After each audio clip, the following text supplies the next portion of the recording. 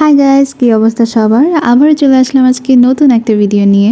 প্রায় অনেক দিন পর আমি কিন্তু আমার বাসায় চলে আসছি। আর বাসায় আসার পর আমার কিন্তু মেইন কাজই থাকে পরের দিন সকাল সকাল উঠে মার সাথে গিয়ে সবজি তোলা।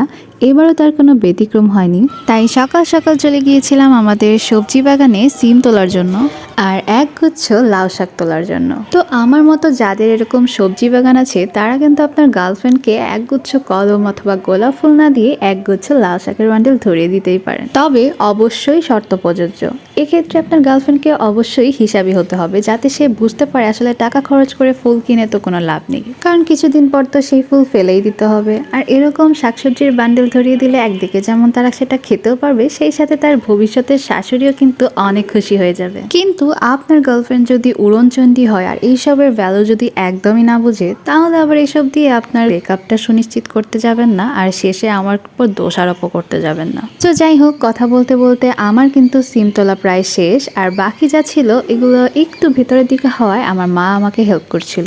বেসিক্যালি আমার বাবার হাতে লাগানো যে কোনো একটা সবজি প্রতি বছরই অনেক বেশি পরিমাণে হয়। গত বছর যেমন টমেটো অনেক বেশি হয়েছিল, এবারও সেই রকম সিমের পরিমাণটাও অনেক বেশি আলহামদুলিল্লাহ।